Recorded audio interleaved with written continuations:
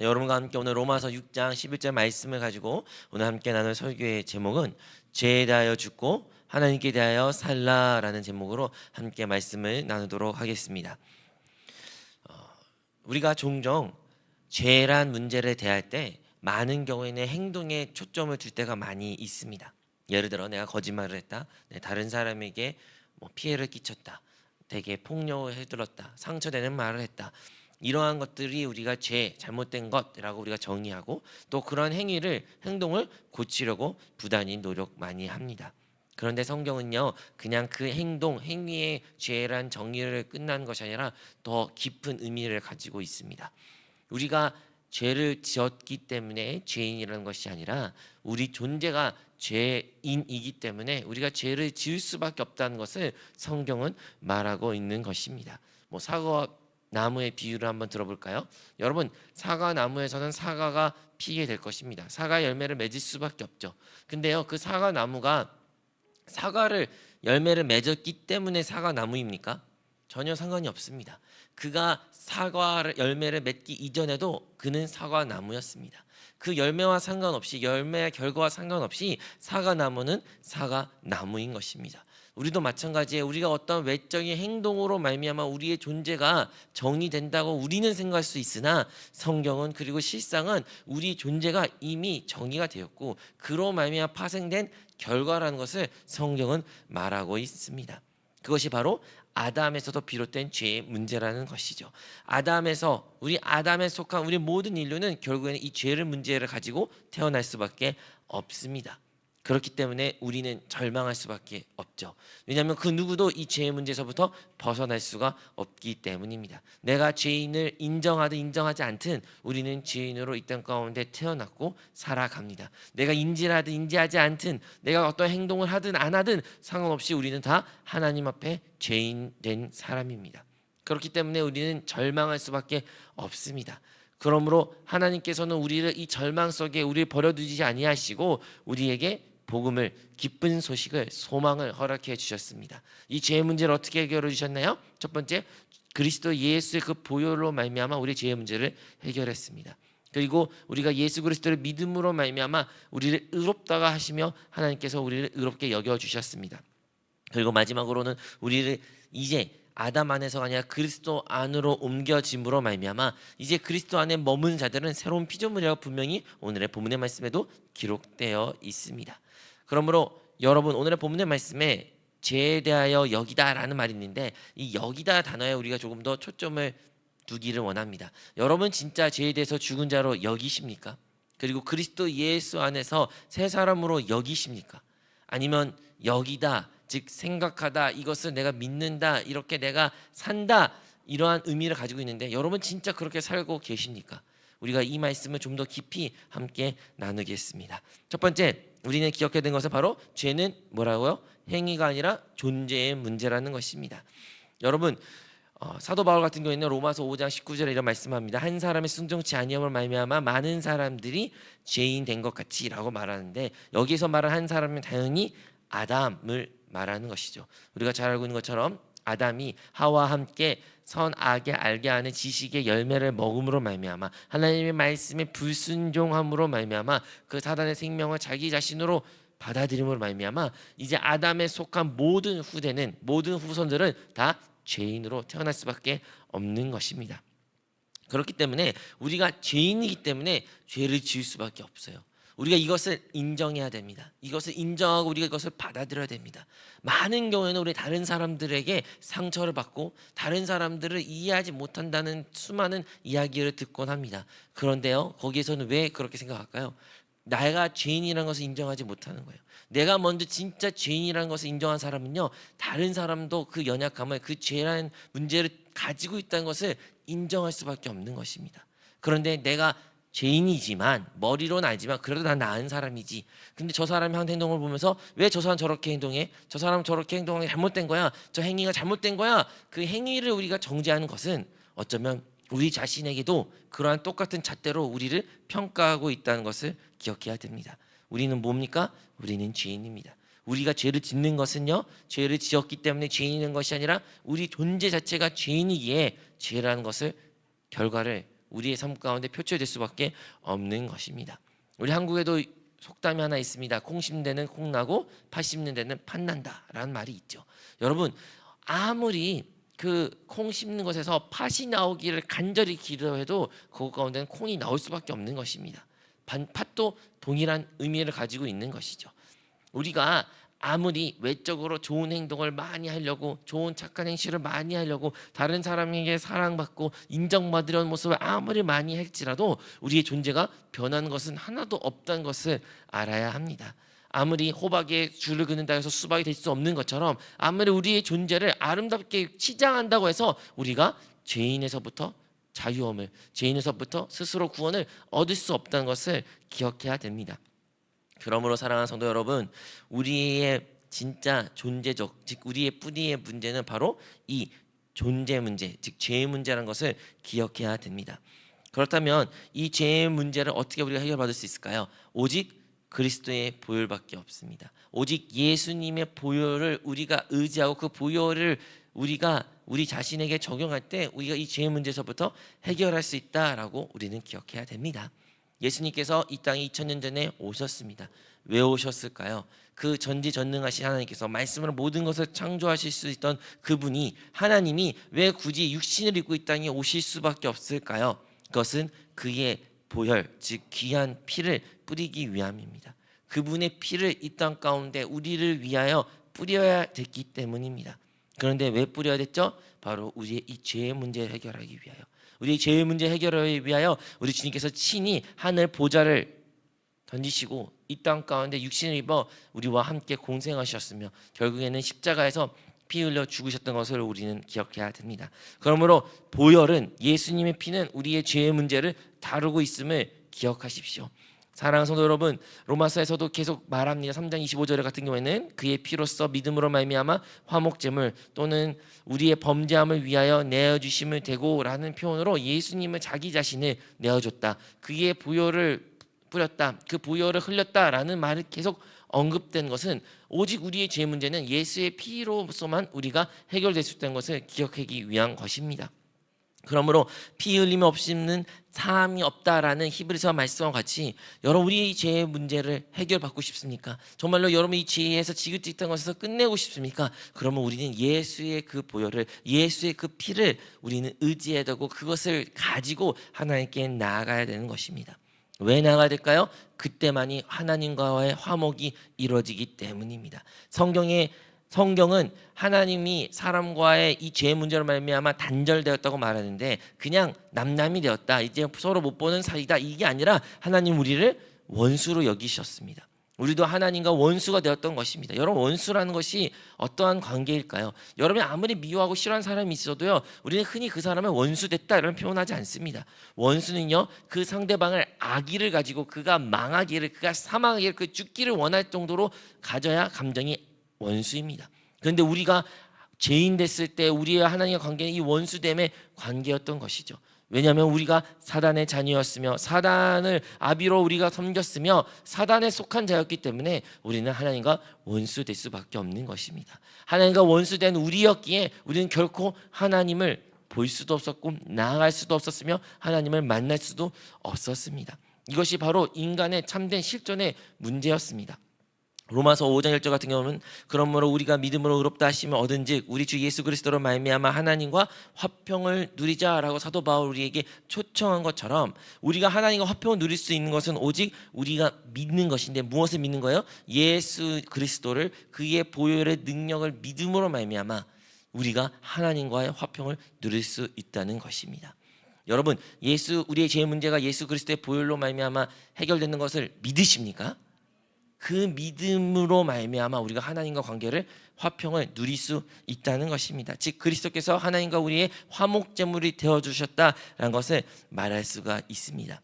그러므로 여러분, 이 보혈은요 정말 우리의 죄의 문제를 해결했고, 이 보혈은요 우리와 하나님의 관계로 화목을 해줬다 할지라도 무엇이 필요하냐? 바로 믿음이 필요합니다. 우리의 믿음이 필요해요. 우리가 하나님 앞에 의롭다, 즉 하나님이 우리를 자녀로서 우리를 의롭다고 여기신, 죄인으로서가 아니라 이제 의로운 사람으로 여기신다고 하셨는데 무엇으로 가능했냐요? 오직 믿음으로 되었다고 성경 기록되어 있습니다.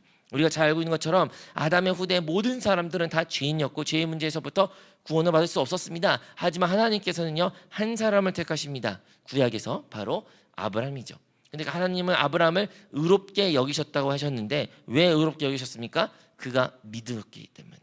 그가 하나님을 믿었기 때문에, 그 믿음으로 말미암아 의롭다 여김을 받으셨다고 구약에 기록된 것처럼 오늘날에도 우리가 하나님과의 관계가 회복되고 우리의 이 죄의 문제가 정말로 끝내고 정말로 하나님 안에서 새 소망을 살아가기 위해서는 우리는 반드시 믿음을 가져야 됩니다.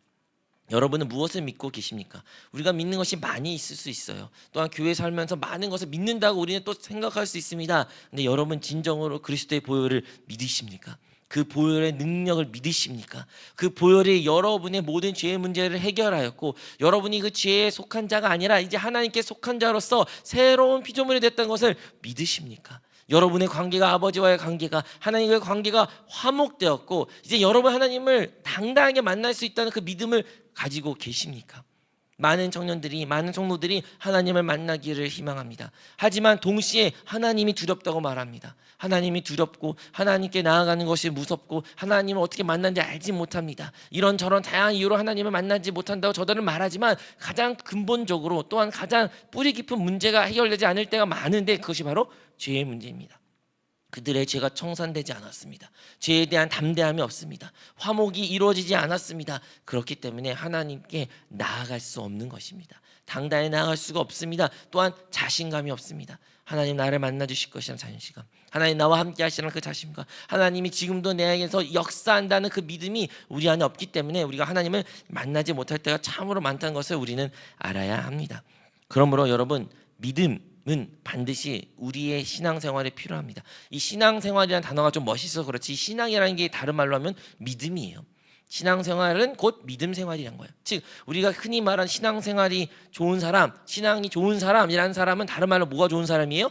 믿음이 좋은 사람이에요. 근데 무엇에 대한 믿음이에요? 바로 그리스도에 대한 절대적인 보혈의 능력을 믿는 사람. 그 보혈을 말미암아 나의 모든 죄가 사함을 받았고 나의 모든 옛사람은 끝났으며 이제 그리스도 안에서 화목을 얻었음을 이제 내 하나님께 아버지께 당대에 나아갈 수 있다는 그 믿음, 그 믿음을 가질 때 하나님께서 그 믿음을 보시고 우리를 의롭다고 여기신다고 말씀하신 것입니다. 여러분들이 지금 잘 기억 안 나실 수 있지만 우리가 어릴 때 아니면 어린 자녀들을 훈계하고 혼낼 때 자녀들이 많이 웁니다. 하지만 많이 우는 경우가 왜 울까요? 물론 잘못해서 억울해서 울 수도 있지만 그들이 가장 크게 많이 울었던 이유는 부모님과 내가 사랑하는 그 부모님, 정말 따스했던 부모님이 갑자기 돌변하고 무섭고 갑자기 나를 사랑하지 않을 것 같은 그런 모습으로 나타났기 때문에 많은 아이들이, 자녀들이 웁니다. 근데 거기에서 그것을 자기 잘못한 것을 바라보는 것이 아니라 그냥 우는 거에서 정신이 팔리지만 하지만 자기가 그 잘못을 인정하고 또한 이제 아버지나 어머니가 그래 이제 괜찮다, 이제 끝났다, 이리 와라 하면 어린아이들은 그냥 털썩 안고 막 웁니다. 그리고 관계가 회복됩니다. 뭐가 문제인지 아십니까? 아주 자기도 인지 못했지만 그 부모님을 내가 잃을 거란 두려움이 엄청 강한 거예요. 내가 이 부모님을 내가 잃고 이 부모님이 내가 아는 그 부모님이 이제 영원히 나와 함께하지 못할 것이라 그 두려움이 어린아이들에게도 있는 것입니다. 그런데요, 우리도 마찬가지예요. 우리도 하나님과의 아버지에 대한 많은 관계 속에서 우리의 죄악으로 말미암아 어떻게 해요? 하나님을 잃고 하나님을 두려워하고 하나님을 오해할 때가 많이 있습니다. 여러분, 여전히 우리 인생이 힘들고 어렵고 불만 불평이 있고 눈물이 많고 풀리지 않을 때가 참 많이 있습니다. 그럴 때문에 우리는 하나님께 원망을 하죠. 하나님 나를 사랑하지 않아. 하나님이 살아계시면 어떻게 이룰 수 있어? 어떻게 사랑이 하나님이야? 나의 하나님이 어떻게 이룰 수? 어떻게 아버지 같은 하나님이라 말하는데 내 아버지에 이르지 않는데 어떻게 이룰 수 있어? 우리는 하나님을 많이 오해하곤 합니다. 근데 그 오해 어디서 비롯된지 아십니까? 우리가 아버지를, 하나님을 1대1로 만나지 못하는 것에부터 비롯됩니다.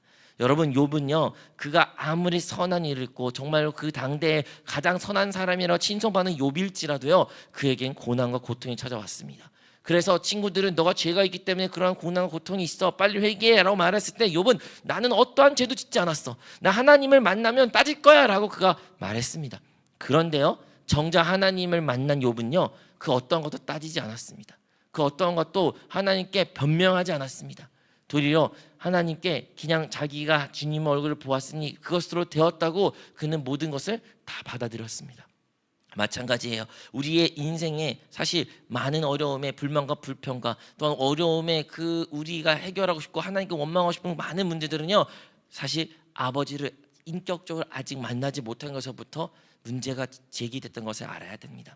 그러므로 다시 한번 우리는 하나님 아버지를 만나야 됩니다. 우리 살아계신 하나님을 만나야 됩니다. 우리 안에 내주신 그리스도를 우리는 만져야 됩니다.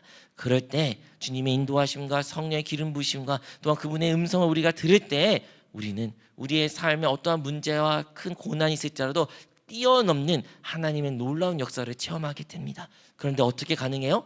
오직 그리스도의 보혈로 말미암아 그 보혈을 나와 하나님 아버지의 관계를 화목하신다는 그 믿음을 가지고 우리가 하나님께 기도할 때 하나님께서는 반드시 우리를 만나 주실 줄로 믿습니다. 자, 이렇게 우리가 이제 그리스도의 보혈로 말미암아 우리의 모든 죄는 사함을 받았고 이제 우리는 옛사람은 끝났고 이제 새 사람으로 살아갑니다. 사도 바울은요, 그냥 이제 하나님과 화목된 관계로서 행복해 사시오 끝난 것이 아니라 우리의 또 권면합니다. 바로 그리스도 예수 안에서 새 사람으로 입으라라는 말을 계속합니다. 왜 그런 말을 할까요? 왜냐하면 우리가 어떠한 위치가 있는지 매우 중요하기 때문입니다. 우리가 아담 안에 있었습니다. 하지만 이제 예수 그리스도의 보혈로 말미암아 예수 그리스도를 믿음으로 말미암아 우리는 이제 그리스도 예수 안으로 옮겨진 존재가 되었습니다. 그렇다면 이 그리스도 예수 안에 있는 존재, 새 사람은 어떠한 사람일까요? 첫 번째, 이 사람은요, 어떤 사람이면 자기 옛사람이 십자가에서 이미 끝났고 그리스도 안에서 새로운 사람을 아는 사람들입니다. 우리가 예수 그리스도를 믿었습니다. 그러면 그 믿음의 고백을 통하여 그리스도의 보혈을 말미암아 우리의 모든 죄가 다 사함을 받았고 아버지의 관계가 화목이 이루어졌으며 그 믿음으로 우리가 이제 신앙생활을 시작합니다. 하지만 이러한 사람은 무엇을 기억해야 되냐? 바로 우리 옛사람은 내가 가졌던 그 옛 모든 모습들은 이미 십자가에서 끝났음을, 십자가에서 그리스도와 함께 못 박혔음을 우리는 인정해야 되고 기억해야 되고 또한 고백해야 됩니다. 여러분, 십자가에서 우리의 옛사람을 끝내지 아니한다면 새 사람으로서 새 피조물로서의 삶을 살아갈 수가 없습니다. 여전히 옛 것을 붙잡고 살아갈 때가 많이 있는 것이죠. 그냥 나비 얘기를 해볼까요? 나비가 이제 변태를 해가지고 이제 나비의 모습으로 나올 때 그가 모든 그 번데기 그 껍데기를 두고 날아갑니다. 근데 여전히 그 껍데기 모습을 나의 모습, 내가 사랑했던 모습, 나의 것이 하면서 그것을 붙잡고 껴안고 떠나가지 않으려면 그것이 과연 아름다운 나비의 모습일까요? 결코 그렇지 않죠. 우리도 마찬가지예요. 우리가 많은 경우 이제 그리스도 예수 믿음을 하면 새 사람이 됐고 새 피조물이 되었다고 고백하고 있지만 여전히 우리의 옛 모습, 우리가 사랑했던 사랑하지 않았던 하지만 우리가 그것을 평생으로 우리 것으로 생각했던 그 옛 자아를 붙잡으며 살아갈 때가 많이 있는 것입니다. 그것이 나의 자아야, 그것이 나야, 그게 내 모습이야, 내가 살았던 방법이야 라고 우리가 말할 때가 참 많이 있습니다. 하지만요, 우리의 어떤 모습이든 그것이 선하든 악하든 상관없이 우리는 우리의 모든 옛 자아의 모습들을 십자가에서 끝났음을 고백해야 됩니다. 그것을 믿음의 눈으로 바라봐야 되고 그것을 우리 입술로 고백해야 됩니다. 우리가 그렇게 옛 자아가 십자가에서 끝났음을 비로소 고백하며 그것을 인정하며 또 그렇게 살아갈 때 비로소 새 사람의 피조물로서 그리스도 예수 안에 사람의 모습으로 살 수가 있는 것입니다. 그렇다면 이제 우리의 옛 자아를, 옛 모습을, 나의 옛 모든 행위들을 다 십자가에서 끝났음을 고백합니다. 그렇다면 이제 그리스도 예수 안에서 이제 머물러야 되는데 그리스도 예수 안에 머문다는 의미는 또 무엇일까요? 너무나 다양하게도 우리 그리스도께서는 태초에 말씀으로 계셨고 말씀은 육신의 이 땅에 오셨으며 내가 너에게 이르는 말은 생명과 영이다 말씀하시면서 우리 그리스도는 끝없이 자기 자신의 말씀으로 선포하셨고 또한 계시해 주셨습니다. 이처럼 우리가 그리스도 예수 안에 항상 머물기를 힘쓴다는 의미는 우리는 또 다른 말로 하면 하나님의 말씀에 안에서 머물기를 힘쓰는 삶을 살아야 된다는 것입니다. 우리의 삶의 기준, 우리의 삶의 방향, 우리의 삶의 결정 무엇으로 근거해야 되냐? 내 느낌, 사람들을 말하는 소문, 부모님들의 누군가의 추천이 아니라 바로 말씀을 근거하고 말씀을 중심으로 말씀 안에서 답을 얻고 한 걸음 한 걸음 나아가야 된다는 것입니다. 우리가 설사 아무리 잘하는 일일지라도 우리가 너무나 평소에 너무나 전문적인 분야일지라도 그럼에도 불구하고 우리는 말씀 안에서 그것의 지혜를 얻어야 되며 말씀 안에서 주님의 인도하심을 찾아야 되며 말씀을 따라 한 걸음 한 걸음은 나아가야 된다는 것입니다. 또한 그리스도 예수 안에서 머무는 삶은요, 다른 말로 기도하는 생활이란 것입니다. 여러분, 그리스도 안에 있다는 것은요, 바로 우리 거듭난 영과 안에 살아계신 그 그리스도 예수 안에 머무는 것인데, 이 영 안에 머물 수 있는 가장 좋은 방법은 기도하는 것입니다. 우리가 기도하지 않으면요, 우리 영 안에 머물 수가 없습니다. 그리스도 예수 안에 머물기가 너무 어렵습니다. 왜 그럴까요? 여러분, 우리가 대부분 어디에 머뭅니까? 우리의 생각에 머물죠. 때로는 생각 아니어도 우리의 정욕을 따라, 육신에 따라, 내가 흥에 따라 살 때도 많이 있습니다. 또는 화가 나면 나의 이 화에 따라, 나의 정욕을 따라 살 때도 많이 있죠. 그런데요, 우리는 그것에, 우리의 육신에, 우리의 육체에, 우리의 정욕에, 우리의 생각을 따라 생각 안에 머무는 것이 아니라 우리는 반드시 그리스도 예수 안에 머물어야 되는데, 그 그리스도 안에는 우리의 영 안에 계시는데, 영 안에 머무는 가장 좋은 법은 기도라는 것입니다. 여러분, 기도는요, 나의 생각이 끝내는 곳입니다. 기도라는 곳은요, 나의 모든 정욕을 끝내는 곳입니다. 기도라는 것은요, 하나님을 만나는 곳입니다. 그러면 우리가 기도할 때 우리가 그리스도 안에 머물 수가 있습니다. 이것이 좀 어려울 수 있어요. 때로는 그래서 우리가 작정해서 기도해야 됩니다. 여러분, 하루에 시간을 내서 기도하십시오. 아침이 되든 점심이든 저녁이든 여러분 시간 내서 기도하십시오. 그 시간을 한번 늘리십시오. 또한 이러한 기도의 시간에 기도에 힘쓰십시오.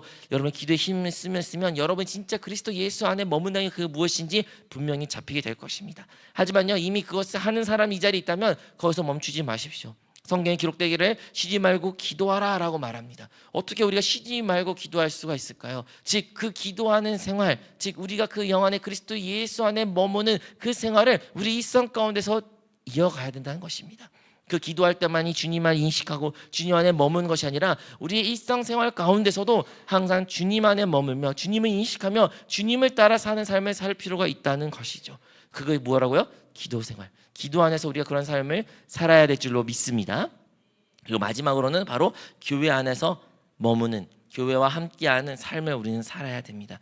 그리스도 예수 안에, 그 그리스도 안이란 단어는요, 바로 주님의 몸된 교회를 포함하고 있는 것입니다.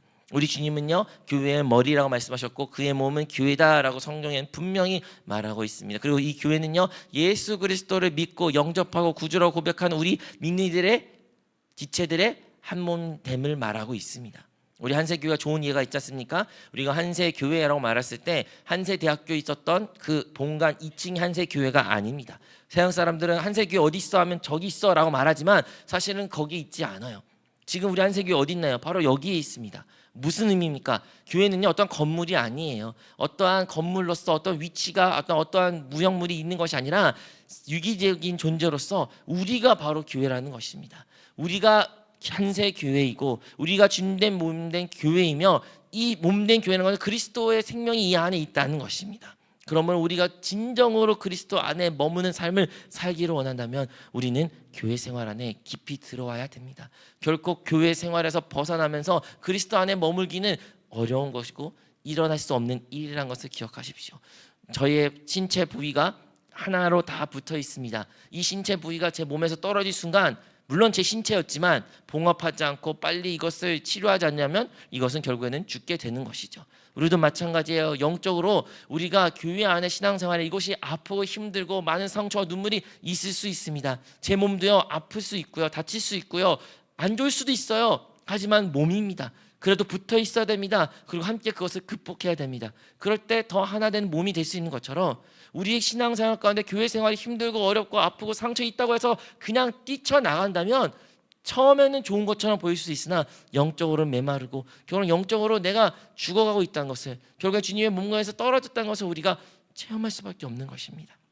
그러므로 그리스도 예수 안에 머무는 삶은, 즉 다시 한번 우리가 그 교구 생활에, 우리의 셀 모임에, 또한 우리 예배, 이 한세교회 모임에 더욱더 모이기를 힘쓰는 성도가 될 때 그리스도 예수 안에 머물 수 있는 삶을 살 수 있다는 것입니다. 여러분, 이 모든 것들은요, 다 역설 같은 일입니다. 역설이 좀 말이 어렵나요? 믿음 생활 자체가 역설입니다. 성경을 말하죠, 죽어야 된다. 그런데요, 우리가 죽을 때 비로소 진짜 삽니다. 우리가 나를 따라 살지 않을 때 비로소 진정으로 내가 제일 기뻐하고 내가 제일 즐거워하는 그 일을 할 수가 있는 것입니다. 이렇게 믿음 생활은 수많은 역설로 이루어지는 것입니다. 주님의 승리는요, 누군가를 정복해서 이루어진 것이 아니라 십자가에서 죽으심으로 하면 승리가 이루어졌던 것입니다. 마찬가지로 우리도 우리 삶 가운데 이 믿음 생활을 살아가는데 무엇이 필요하냐? 역설이라는 것을 기억해야 됩니다. 세상이 말하는, 세상이 알려준 그 방법이 아니라 주님께서, 하나님께서 우리에게 보여주시는 방법은 바로 이 역설 같은 믿음의 생활의 모습인데, 하지만 우리가 그 역설 같은 믿음의 생활의 모습을 정말 우리 삶 가운데 실천하게 된다면 우리는 하나님의 놀라운 구원을 체험하게 됩니다. 여러분, 오늘 여러분과 함께 시작이 바로 우리가 무엇을 여기고 있는지에 대한 질문을 했습니다. 여러분 진짜 자기 자신의 진짜 죄인이라는 것을 여기시고 그 죄인이 십자가 함께해서 끝났으며 이제 그리스도 예수 안에 새 사람이 되어 그리스도 예수 안에 머무는 삶을 사는 것을 여기십니까? 여러분 정말 그 삶을 지금 살고 계십니까? 여러분이 그렇게 사신다면 여러분의 삶은 정말 능력 있는 그리스도인의 삶이 될 것입니다. 그 능력이 있다는 것은요, 여러분 외적인 환경이 잘 됐고 축복받았고 모든 것이 다른 사람의 부러움을 살아서 능력 있다라는 그 능력이 아니라 여러분은 어떠한 환경도 상관없이 세상에서 알 수 없는 놀라운 능력을 우리에서 나타난다는 것입니다. 이것은 반대로 말하면 우리가 이렇게 살지 않으면요, 우리의 신앙생활은 메마르고 지치고 피곤하고 힘들고 매우 어렵습니다. 신앙생활이 고달프십니까? 믿는 것이 힘드십니까? 즐겁지 않으십니까? 괴로우십니까? 왜 그럴까요? 그렇다면 아직 우리가 하나님과의 아직 해결되지 않은 뭔가가 있다는 것입니다. 그게 죄의 문제가 있을 수도 있고요, 하나님의 화목의 문제일 수도 있고요, 우리의 믿음의 없음을, 우리의 불신의 문제일 수도 있습니다. 혹은 그런 믿음이 있을지라도 우리가 말씀 생활에, 기도 생활에, 몸된 교회 생활에 온전히 행하지 아니함을 말미암아 우리 안에 그 능력을 체험하지 못할 수도 있는 것입니다. 아무리 좋은 스마트폰이 있더라도요, 이 스마트폰은 하루가 지나면 충전을 꼭 해야 됩니다. 충전 없이 이 핸드폰을, 이 능력 있는 핸드폰을 사용할 수가 없습니다. 우리도 마찬가지예요. 아무리 우리가 능력 있는 사람, 하나님의 놀라운 피조물일지라도요, 우리가 하나님으로부터 벗어나면 어떠한 것도 할 수가 없는 것입니다. 그러므로 사랑하는 성도 여러분, 다시 한번 우리가 그리스도 예수 안으로 돌이키는 삶을 살기를 원합니다. 그것이 한세교회 우리가 또 잘 말하는 영안으로 돌이키는 삶, 주 안에 머무는 삶이라고 말할 수도 있겠지요. 자, 오늘 우리가 로마서 6장 11절 말씀을 가지고 세 가지 이야기를 나눴습니다. 첫 번째 뭐예요? 죄는 단순한 행위의 문제가 아니라 존재의 문제다. 누가 나쁜 일을 했기 때문에 나쁜 사람이 아니라 우리가 그냥 다 죄인으로 태어났기 때문에 외적으로 행동할 수밖에 없다. 그리고 그것을 우리는 인정해야 된다. 다른 사람을 인정하기 먼저 나부터 그것을 인정할 때 다른 사람들의 그것을 정죄하지 않을 수 있다라는 것을 우리는 알아야 됩니다. 두 번째는, 그래서 이 죄인에게 필요한 것은 무엇이다? 보혈이라는 거예요. 그리스도의 보혈, 예수의 보혈, 그 보혈로 말미암아 우리 죄의 문제가 해결된다. 그러므로 이 보혈을 씻김을 받는 우리는 이제 새 사람으로 살게 되고, 이제 우리는 무엇을 해야 된다? 그리스도 안에 거하는 삶을 살아야 된다. 영 안에 머무는 삶을 살아야 된다. 영을 따라 사는 삶을 살아야 된다라는 것을 우리가 함께 나눴습니다. 이번 한 주도 여러분이 이 말씀을 붙잡고 영 안에 머물며 영을 따라 행하는 우리 모든 성도가 되시기를 주님의 이름으로 축복합니다.